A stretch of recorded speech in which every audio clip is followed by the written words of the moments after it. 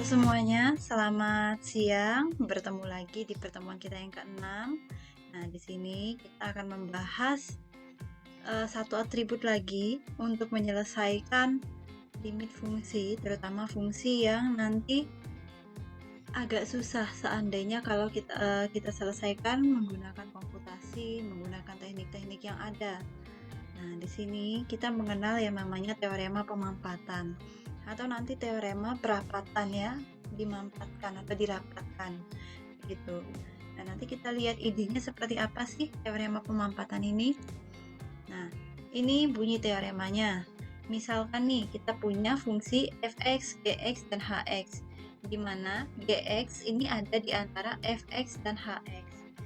Jadi, kayak bilangan ya, misalnya ada bilangan 1, 2, dan 3. Nah, bilangan 2 ini ada di antara 1 dan 3, begitu ya. Bisa membayangkan ya. Untuk semua X dalam interval C, D, kecuali ada kemungkinan pada titik A itu anggota C, D. Dan limit X mendekati A dari Fx itu sama dengan limit X mendekati A dari Hx sama dengan L. Jadi nilai limitnya, limit dari Fx dan limit dari Hx ini sudah kita ketahui bernilai L, sama nilainya. Maka otomatis yang ada di antara keduanya, limit dari Gx dengan X itu mendekati A juga, ini juga harus sama dengan L. Karena yang H dan X ini tadi sama dengan L limitnya. Gitu. Nah, kita lihat nanti pemanfaatannya gimana sih, Bu? Gitu. Yuk, kita lihat sama-sama. Ini saya misalnya punya contoh.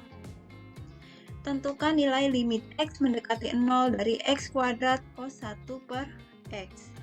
Nah, kalau secara sekilas, kita kan bisa melihat kalau ini bentuk perkalian ya. Bentuk perkalian, yaitu perkalian antara X kuadrat dan cos 1 per X. Nah, kita bisa memecah bentuk perkaliannya jadi limit X mendekati 0 dari X kuadrat dan limit X mendekati 0 dari cos 1 per X. Akan tetapi, kita lihat dulu grafiknya. Kalau X kuadrat, saya rasa teman-teman sudah mengerti grafiknya seperti apa.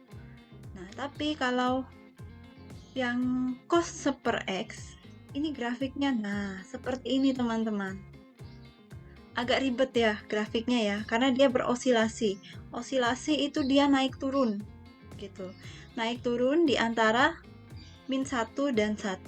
Misalnya di titik satunya, di titik A dia min 1, di titik berikutnya dia min 1. Titik berikutnya lagi 1, titik berikutnya lagi min 1.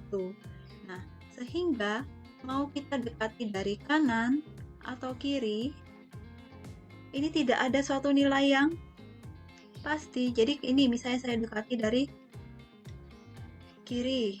Kalau saya dekati dari kiri menuju ke 0, dia kan berosilasi 1. Kemudian jatuh lagi ke min 1. Begitu seterusnya. Jadi tidak ada nilai yang dia tuju. Yang dia tuju itu 1 dan min 1, 1 dan min 1, begitu seterusnya. Sehingga kalau dari grafik ini, kita tidak akan menemukan limit dari cos 1 per X. Begitu. Nah, sekarang kita lihat grafik kalau cos 1 per X tadi kita kalikan dengan X kuadrat. Nah, bentuk grafiknya ternyata seperti ini. Ada osilasinya, jadi ada naik turunnya, tapi dia konsisten. Jadi mengecil saja. Ini berbeda dengan yang tadi ya teman-teman. Kalau yang ini dia tidak konsisten ya teman-teman. Jadi kalau yang ini dia membesar terus di 1 terus gitu, 1 dan min 1 rentangannya.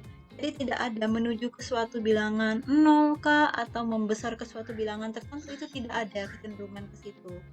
Sedangkan kalau yang ini, dari grafiknya pun kita bisa melihat dia ini kecenderungannya dari kiri. Dia awalnya membesar, kemudian berosilasi semakin kecil menuju 0. Begitu juga dari sebelah kanan.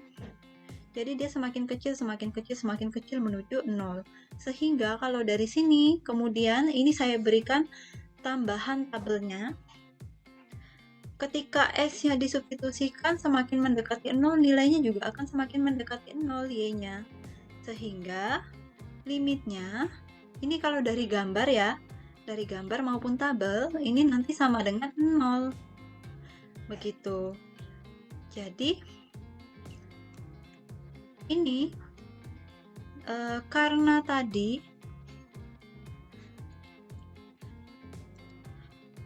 kan kita punya ini ya. Nah, kemudian karena limitnya yang ini tadi, kalau kita pecah ke dalam bentuk perkalian, ini kalau kita pecah dalam bentuk perkalian, limit ini ada 0, tapi limit ini tidak ada. Sehingga limit keseluruhan ya tidak ada.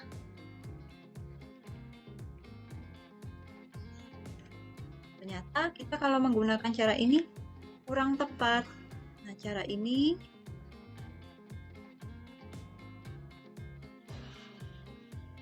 kurang tepat. Maka kita kaji grafiknya, ternyata seperti ini, hasilnya sama dengan 0. Nah, Bu, kalau seperti ini nanti komputasinya seperti apa?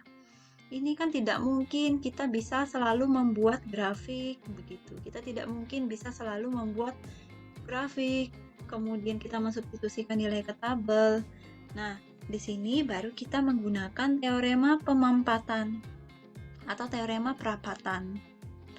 Pertama-tama, kita perlu menentukan suatu fungsi f dan h yang sedemikian sehingga fx itu sama dengan fx itu kurang dari x kuadrat cos 1 per x, di mana fungsi yang di tengah ini x kuadrat cos 1 per x kurang dari atau sama dengan hx. Untuk x tidak sama dengan 0, di mana limit x mendekati 0 dari fx sama dengan limit hx mendekati 0, itu nanti sama dengan 0. Loh, kok 0, Bu? 0 kita lihat dari grafik fungsinya ini, karena dia nanti anggaplah yang dari kanan ini, anggaplah yang dari kiri ini fx. Fx-nya kan mendekati 0 ini ya. Kemudian dari sebelah kanan ini hx. Jadi gini, supaya jelas saya gambarkan. Jadi begini, dari arah sebelah sini ini kita anggap sebagai fx, di mana fx ini mendekati 0, itu sama dengan 0. Dari sebelah kanan ini limit hx ya, hx sama dengan 0. Begitu. Kanan kiri udah sama dengan 0 nih. Kita mau cari yang di antaranya, sekitaran daerah tengah-tengahnya di sini. Nah, itu asal muasalnya kenapa nanti kita diminta untuk mencari nilai limit fx dan limit hx-nya sama dengan 0. Nah, Bu, tapi kalau kita mencari nilai, mencari suatu fungsi, kan banyak sekali, Bu, fungsinya. Nah, jangan khawatir teman-teman. Jadi di sini kita ingat kembali bahwa tadi cos 1 per x itu kan berosilasi bolak-balik di antara min 1 dan 1.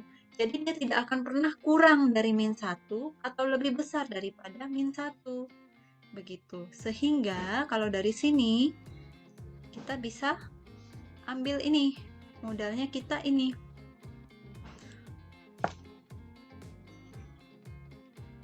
Sebentar. Nah, ini modalnya kita. Nah, dari sini, ini kan ada 3 ruas ya teman-teman. Ruas 1, ruas 2, ruas 3. Ketiga ruas itu kita kalikan dengan x kuadrat. Sehingga nanti yang min 1 kalau kita kalikan dengan x kuadrat, jadinya x kuadrat kurang dari atau sama dengan x kuadrat cos 1 per x. Kurang dari atau sama dengan x kuadrat. Jadi nanti bentuk yang di tengah ini jadi bentuk fungsi kita yang mau kita cari limitnya. Bentuk yang kiri kanannya jadi x kuadrat dan min x kuadrat. Dimana kalau limit ini kita tinggal substitusikan saja. Kalau limit min x kuadrat dan limit x kuadrat itu kita tinggal substitusikan saja nilai x-nya. Karena ini limit polinomial ya. Sehingga ketika kita substitusikan kita peroleh nilainya 0. Limit min x kuadrat sama dengan 0. Limit x kuadrat sama dengan 0 karena limitnya sama, maka menurut teorema pemapatan, yang di antara keduanya ini limitnya juga harusnya sama nilainya, sama-sama 0. Wong kanan kirinya aja 0, begitu ya. Nah, itu ide dari teorema pemapatan. Nah, silakan teman-teman nanti dipelajari lagi, dipahami kembali ide dari teorema pemapatan ini. Untuk hari ini materi kita cukup di teorema ini, gitu. Besok kita akan membahas tentang kontinuitas, sifat-sifat kontinu. Jadi hari ini untuk pembahasan limit dan trik-triknya seperti ini. Sampai di sini dulu. Semoga apa yang saya jelaskan ini bisa membantu kalian dalam memahami materi ya. Terima kasih, selamat belajar.